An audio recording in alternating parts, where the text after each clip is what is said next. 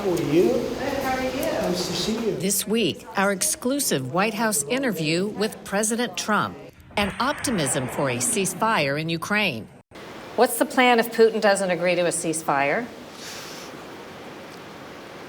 Bad news for this world because so many people are dying, but I think he's going to agree. I really do. I think I know him pretty well, and I think he's going to agree. After a week of tariff chaos, what it means for Americans.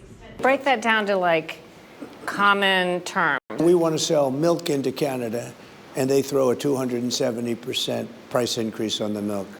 And the one update everyone's waiting for. There's a lot of intrigue surrounding the release of the Epstein files. The bottom line is the records are getting out.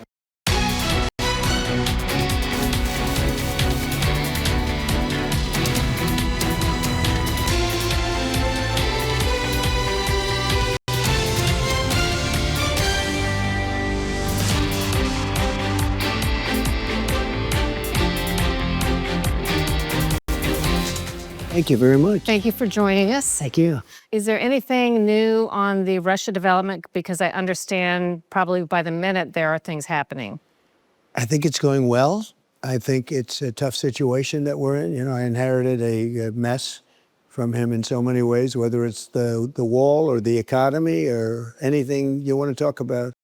It's tough. This was a very tough one. Ukraine, Russia. It should have never happened. It would have never happened, but it did. And we have to see what we can do to save a lot of lives and to stop paying billions and billions of dollars also. It's a massive amounts of money, $350 billion we've spent on that. And we're going to try and do something about that. But more importantly, right now, you have a lot of people dying. You're losing probably 2,000 people a week in shooting soldiers, Russian and Ukrainian, and whatever we can do to stop it, we're trying to do that. Are you speaking to Putin in the last days or hours personally? Well, I don't want to say it, but we are dealing with him, and I think it's going reasonably well. It's a very complex situation. You know, it's a bloody, terrible war. And I do think it's going well. As you know, we have a ceasefire agreement with the Ukrainian group, and we are trying to get that with Russia too. And I think thus far it's gone okay. We'll know a little bit more on Monday, and that'll be hopefully good. I'm not understating the complexity of all this, but as a candidate, you said you would have this war settled in 24 hours. Well, I was being a little bit sarcastic when I said that. I would. What I really mean is I'd like to get it settled, and I think I'll be successful. What's the plan if Putin doesn't agree to a ceasefire? Bad news for this world because so many people are dying. But I think he's going to agree. I really do. I think I know him pretty well, and I think he's going to agree. It's been a tumultuous week with confusion over tariffs, with the financial markets. A lot of regular people don't understand tariffs and how they work. Well, they're a beautiful thing. Can you explain, for people who aren't really plugged into this, maybe with a specific product example, how we are supposedly getting ripped off by tariffs and how it can be fixed and when we would see the benefits of it? Well, we as a country have been ripped off for years and years, decades and decades, and you've covered it on your show. I've seen it.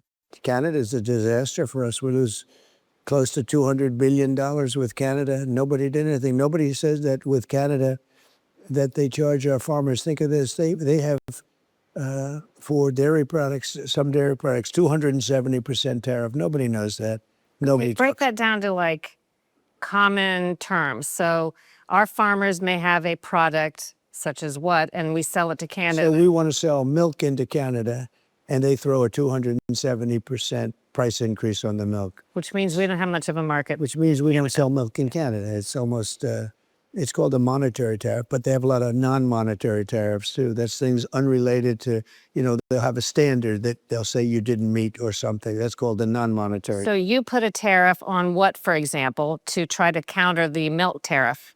Well, I can put a tariff on anything, but in the case of Canada, I put it on steel and aluminum We Because they want to sell their stuff to us. we have a lot of tariffs that we're going to be putting on. It really hits on April 2nd. And actually, we've been very consistent. I think a lot of people are loving what I'm doing. The real business people are loving it. We're going to make America rich again. But we're going to have tariffs on automobiles. We're going to have tariffs on steel. We're going to have tariffs on aluminum and copper and many, many different things. And they're going to be very consistent. And I've been very consistent. I did give General Motors and our big three, actually, a month of relief because they would have had a very unfair disadvantage over other car makers, which I didn't want. So I did that. And I think it was something I did from the fact that, I want to take care of our car companies. But you have, and you've been reading about it and seeing it, we have companies moving into the United States at levels that has never been seen before. We have many, many car factories going up. If I understand it correctly, the benefits that would come from some of that may largely be down the road. No, I think immediate. Look, when you're building those plants, a lot of money comes in from those plants. You're using companies, subcontractors, contractors, concrete companies, and steel companies, and you're going to see it initially, but you're going to see it more down the road when they open up. And I would rather have that. By the way, that you get money, or you get jobs, and I'd rather see the jobs. The biggest hit is when they move in. So you have the biggest chip maker in the world coming in with $200 billion. You know that. You saw that. Number one in the world by far, Mr. Wei, one of the most respected people in business, forget about chips, from Taiwan. He's coming in, he's spending hundreds of billions of dollars, and he'll be spending it largely in Arizona.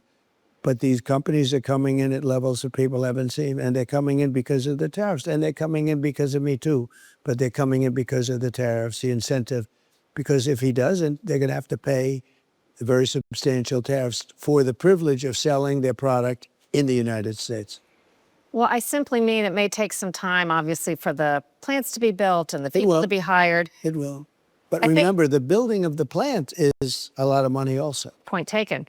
As a society, I'm positing, we've largely been convinced by our political leaders in the past that it's okay to kick the can down the road and not fix a lot of important things. It's very easy to paddle the kayak toward the waterfall with people telling you you're never going to hit the waterfall. Sure. It's hard to change directions. And I'm wondering, do you think American society today has the guts and the grit to go through any pain that there could be to try to fix big things?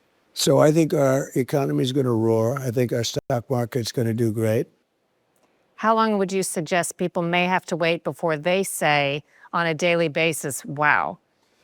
Well, look, I think they're seeing a lot of things happening. I think they're seeing the numbers. Look, Apple got up and said, we're investing $500 billion, not $500 million. That's a lot of money too, but $500 billion in the United States. They never did that. They built their plants in China. Now they're building their plants in the United States. And that's because of me, policy also, but also because of me. But you see all these companies, we have news conferences sometimes, and sometimes I just say, announce it. I don't have enough time for the news conferences.